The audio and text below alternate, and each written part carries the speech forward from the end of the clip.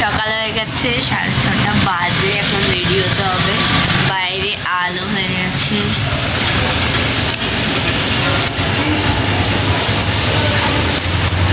সবাই রেডি হয়ে গেছে, ঈশিতার জামা টামা পরা হয়ে গেছে আর আমি উঠলাম সবে।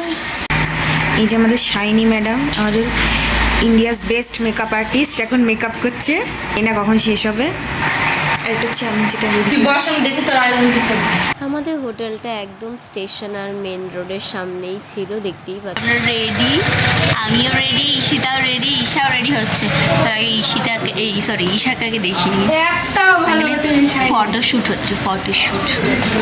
ঈশা হ্যাঁ কোথায় যেন চলে গেছে। রেডি, কত যে সুন্দরী পাশে সকাল সকাল পোজ দিতে। পোজ হবে এক একজনের। ওই দেখো কি র্যাম্প ওয়াক। এই যে একজন রেডি, সবাই রেডি। ওই যে কত সব ঘুরে বেড়াচ্ছে রেডি হয়ে। তেল তেল তেলের ব্রেকফাস্ট, তেল তেলের ব্রেকফাস্ট। তেল খা নে, সকালবেলা তেল খা, তেল।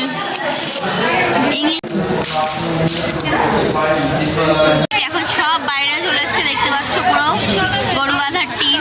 এখানেও সব রেডি, আমরা সবাই টিম করে নিচ্ছি। এই টিম আমরা গাড়িতে উঠবো এখন। আর এই যে গাড়ি সব রেডি, সব বসা শুরু করে দিয়েছে। পেছনে ঈশা আছে, সামনে আমার সামনে আছে।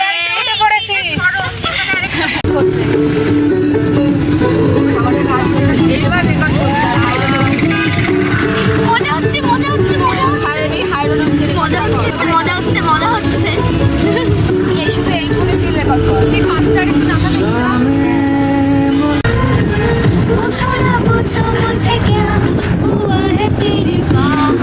তো বুঝতেই পারছো, যেদিন আমরা পৌঁছাই তার ঠিক পরের দিন সকালের ভিডিও এটা। টিচাররা আমাদেরকে 7টা থেকে 8টার মধ্যে রেডি থাকতে বলেছিল, যেহেতু আমরা জগদলপুরের আশেপাশে যত আউটসিন আছে ওগুলো দেখতে যাব। আউটসিনগুলো মোটামুটি হোটেল থেকে বেশ খানিকটা দূরে ছিল, যার জন্য সময় লেগেছিল।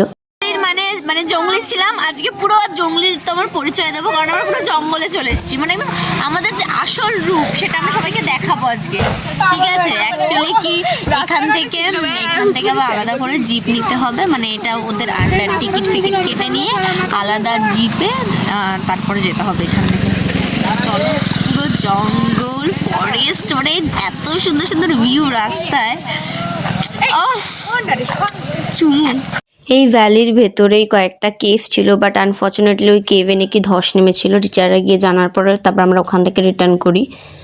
সবার মনটাই কিছুটা খারাপ হয়ে গেছিলো। তারপরে আমরা চলে যাই সোজাই তীর্থগড় ওয়াটারফলসে।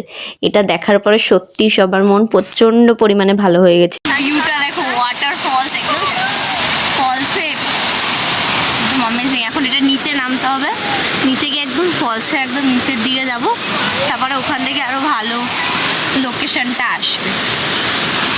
হেভি সুন্দর একটা জীবনটা শেষ হয়ে যাবে। এখানে জাস্ট রকসের স্টাইলটা দেখো, রকগুলো একদম পুরো সেই এতদিন বইয়ে পড়েছি, আজকে লাইভ দেখতে পাচ্ছি। খুব মজা হচ্ছে, খুব এক্সাইটমেন্ট, খুব মজা। এই বেশি এক্সাইটমেন্ট আবার পড়ে না যায়। জাস্ট হ্যাভেন, খুব সুন্দর। তুই রোয়েন ছাড়া আর কিচ্ছু না, কিচ্ছু না।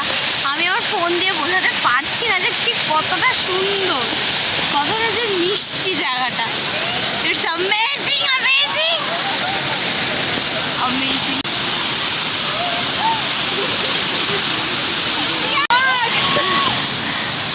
স্বর্গ, স্বর্গ।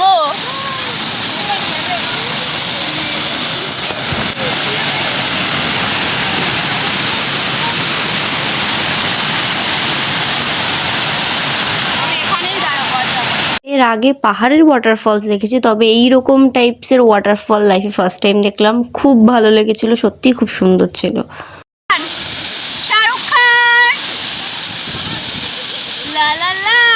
তারপর ওয়াটারফলসের সামনের দিকটা আমরা একটু ঘোরাঘুরি করছিলাম, তো ওখানে কয়েকটা মন্দির ছিল, সেখানে গিয়ে একটুখানি প্রণাম করলাম।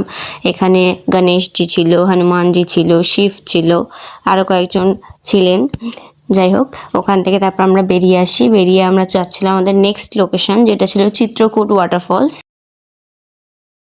অনেকক্ষণ ঘুমিয়ে পড়েছিলাম, এই ঘুম থেকে উঠে মুঠে এখন আবার আসলাম। নেক্সট হচ্ছে জায়গা, এখানে একটা ফলস আছে। শুধু ফলস না, হেবি সুন্দর। Oh my god, oh my god, oh my goodness, কি সুন্দর রে ভাই। ভাই সাব, এটা কি?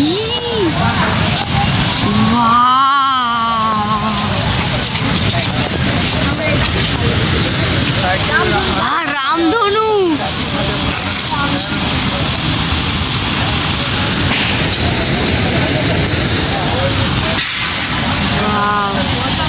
এটা হচ্ছে চিত্রকূট ওয়াটারফলস, যেটাকে ভারতের নায়াগ্রা জলপ্রপাত বলে।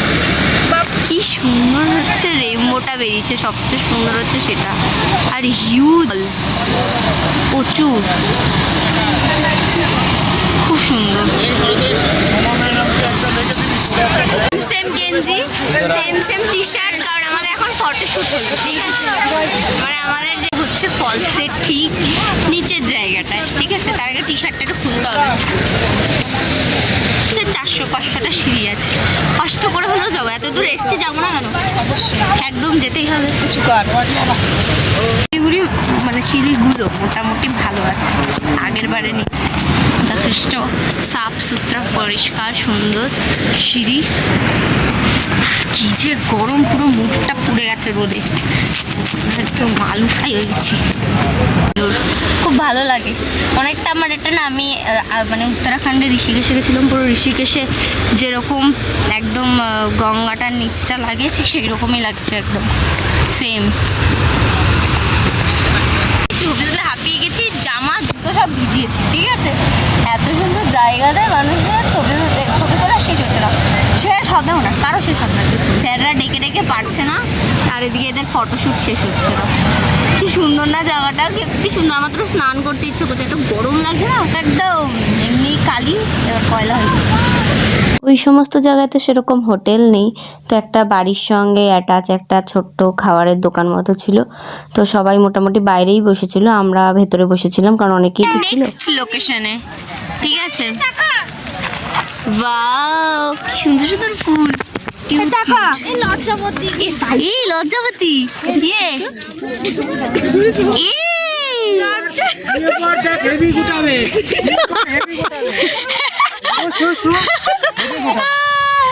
ফলস আছে, ঠিক আছে? ওয়াটার ফলসের নিচে নামতে হবে নাকি?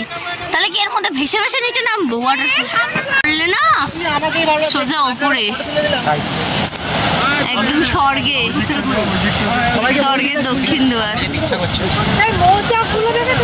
হ্যাঁ, মৌচাকগুলো, এই যে এখানে মৌচাকগুলো, কি বড় বড় মৌচাক, সত্যি। এই ওয়াটারফলসটার নাম আমার ঠিক মনে পড়ছে না, তবে বর্ষাকালে এই ওয়াটারফলসটা অনেকটা চওড়া হয়ে যায়, জল অনেক বেশি থাকে, এটা শুনছি। স্যার একজন একজন করে এরকম লাইন দিয়েছে প্রথমে, তারপরে একজন একজন করে নিয়ে যাচ্ছে, তাদেরকে বোঝাচ্ছে, অ্যান্ড প্লাস তাকে দিয়ে ছবি তুলছে, যা করছে, কিন্তু স্যার একজন একজন করে, স্যারের পুরো গাইডেন্স। তো এইটাই সেই ওয়াটারফলসটা, যে মানে এইটাই সেই নদীটা যেটা ওদিক দিয়ে গেছে, ওইদিকে। এই জায়গাটা সুন্দর, পড়ে যাস না কেউ আবার। মাই গুডনেস,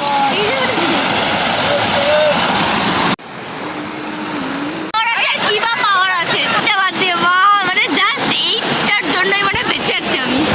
কি যে মজা ভাই, থেরাপি থেরাপি, সুকুন, দিল কা সুকুন। এই সমাপ্ত, আমরা হোটেলে ফিরে এসেছি, এখন ফ্রেশ হব, দেন কি ক্লাস আছে, আর কি আছে দেখি। ঘুরে এসে এত ছবি তুলে, দিনে মনে হয় আজকে 500 থেকে 600টা ছবি তুলেছে। তারপরে হ্যাঁ, তারপরে তোমার হচ্ছে সানসেটের ছবি তোলার জন্য এত ভিড় ব্যালকনিতে, ঠিক আছে? সেট দেখার জন্য তোলার জন্য আমি সব পাঠিয়েছি কমপ্লিট। ঠিক আছে, একদম ট্যান করে ভূত হয়ে গেছি। সব সব মামুনিরা চলে এসছে এখানে, দেখো আড্ডা মারতে রেডি ফেডি হয়ে। তারপরে কি সুন্দর বাটারফ্লাই লেগেছে, দেখে কি কিউট কিউট কিউটি পাই। আর এ নিয়ে একজন ব্যাগ গোছাচ্ছে। আর আমাদের হচ্ছে কি কি হবে জানি না, আমি খাতা পেন্সিল নিয়ে যেতে হচ্ছে সেমিনার হলে, হাতে খাতা বই। আমরা কত পড়াশোনা করি, ঘুরতে এসে আমরা পড়াশোনা করি। দেখো বিদ্যাসাগরের 10, 15, 20 নম্বর নাতি নাতনি এগুলো সব। হ্যাঁ এটাও ঠিক, ঘুরতে এসেছে তো পড়ার জন্য। এই যে এইটাই করতে এসছি, এই কাজের জন্য এত প্যারা। যেহেতু আমরা জিওগ্রাফি স্টুডেন্ট আর আমরা গিয়েছিলাম এক্সকারশনে, তো আমাদের ঘোরার সাথে সাথে কিছু কাজও ছিল, সেগুলো আমরা রাত্রেবেলা স্যার আমাদের বোঝাচ্ছিল ওই জায়গাটা সম্বন্ধে সব কিছু, যাতে আমাদের কাজটা আমরা ঠিকঠাক করতে পারি।